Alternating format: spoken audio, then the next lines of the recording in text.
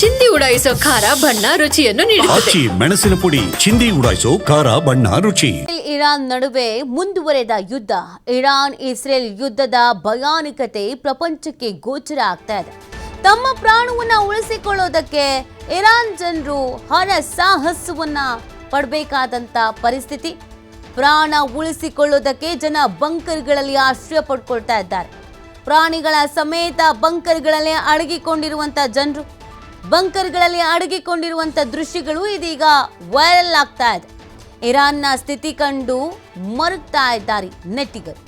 ಬಂಕರ್ಗಳಲ್ಲಿ ಅಡಗಿ ಕೂರುವಂತಹ ದೃಶ್ಯಗಳು ಸಾಮಾಜಿಕ ಜಾಲತಾಣಗಳಲ್ಲಿ ಸಾಕಷ್ಟು ವೈರಲ್ ಆಗ್ತಿದೆ. ಇದರಿಂದ ಅಲ್ಲಿನ ಪರಿಸ್ಥಿತಿ ಯಾವ ರೀತಿಯಾಗಿದೆ ಅನ್ನೋದು ಗೊತ್ತಾಗ್ತಾ ಇದೆ.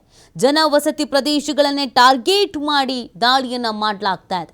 ಆ ಕಾರಣಕ್ಕಾಗಿ ಪಾಪ ಅಲ್ಲಿನ ಪ್ರಜೆಗಳು ಹೆದರು ಬಿಟ್ಟಿದ್ದಾರೆ. ನೀವು ಗಮನಿಸ್ತಾ ಇದ್ದೀರಾ, ಎಲ್ಲ ಬಂಕರ್ ಸೇರ್ಕೊಂಡು ಬಿಟ್ಟಿದ್ದಾರೆ.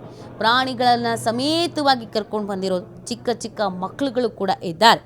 ಜೂನ್ 13ಕ್ಕೆ ಇರಾನ್ನ ಅಣ್ವಸ್ತ್ರ ನೆಲೆಗಳನ್ನು ಗುರಿಯಾಗಿಸಿಕೊಂಡು ಇಸ್ರೇಲ್ ದಾಳಿ ನಡೆಸುತ್ತೆ. ಅಲ್ಲಿಂದ ಇಲ್ಲಿಯವರೆಗೂ ಮುಯ್ಯಿಗೆ ಮುಯ್ಯಿ ಅನ್ನುವಂಥ ರೀತಿಯಲ್ಲಿ ಇಸ್ರೇಲ್ ಮತ್ತು ಇರಾನ್ ಭಾಗಿಯಾಗ್ತಾ ಇರೋದು ಯುದ್ಧದಲ್ಲಿ.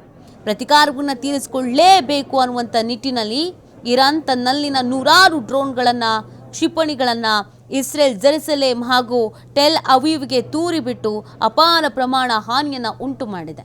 ಹಾಗಾಗಿ ಅಲ್ಲಿ ಸೈರನ್ ಮುಳುಗ್ತಾ ಇದ್ದ ಹಾಗೆಯೇ ಎಲ್ಲರೂ ಬಂಕರನ್ನು ಸೇರ್ಪಡೆ ಆಗಲೇಬೇಕು, ಬಂಕರಿಗೆ ಹೋಗಿ ಕೂರಲೇಬೇಕು.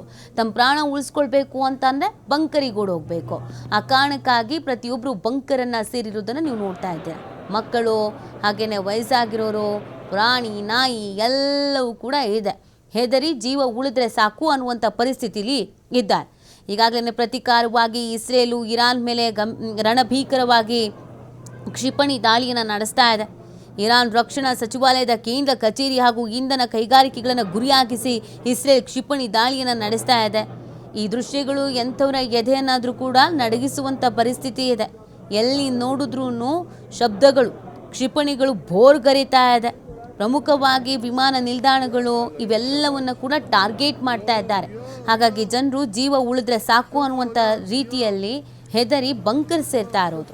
ಇಸ್ರೇಲ್ ಇರಾನ್ನ ಅಣ್ವಸ್ತ್ರ ಕೇಂದ್ರಗಳನ್ನು ಟಾರ್ಗೆಟ್ ಮಾಡಿ ದಾಳಿ ಮಾಡಿದ ಈ ದಾಳಿಯಲ್ಲಿ 14 ಪರಮಾಣು ವಿಜ್ಞಾನಿಗಳು ಮೃತಪಟ್ಟಿದ್ದಾರೆ. ಒಟ್ಟು ಈ ದಾಳಿಯಲ್ಲಿ 224 ಜನರು ಮೃತಪಟ್ಟಿರೋದಾಗಿ ಇರಾನ್ ಆರೋಗ್ಯ ಸಚಿವಾಲಯ ಮಾಹಿತಿ ನೀಡಿದೆ. ಅದರಲ್ಲೂ ಜನರು ಇರುವಂಥ ಪ್ರದೇಶಗಳನ್ನೇ ಟಾರ್ಗೆಟ್ ಮಾಡಿ ದಾಳಿಯನ್ನು ಮಾಡಲಾಗ್ತಿದೆ ಅನ್ನೋದನ್ನು ಕೂಡ ಹೇಳಲಾಗ್ತಾ ಇದೆ. ಅಲ್ಲಿನ ಭೀಕರತೆ, ಭಯಾನಕತೆ ಎಲ್ಲವನ್ನ ನೋಡಿ ಹೆದರಿ ಬಂಕರ್ ಸೇರ್ತಾ ಇದ್ದಾರೆ. ಕ್ಷಣ ಕ್ಷಣಕ್ಕೂ ಮಿಸೈಲ್ಗಳ ಅಟ್ಯಾಕ್, ಕ್ಷಣ ಕ್ಷಣಕ್ಕೂ ಶಬ್ದಗಳು, ಎಲ್ಲಿ ಏನು ದಾಳಿ ಆಗುತ್ತೋ, ಯಾವಾಗ ಅಟ್ಯಾಕ್ ಮಾಡ್ತಾರೋ ಅನ್ನುವಂಥ ಪರಿಸ್ಥಿತಿ.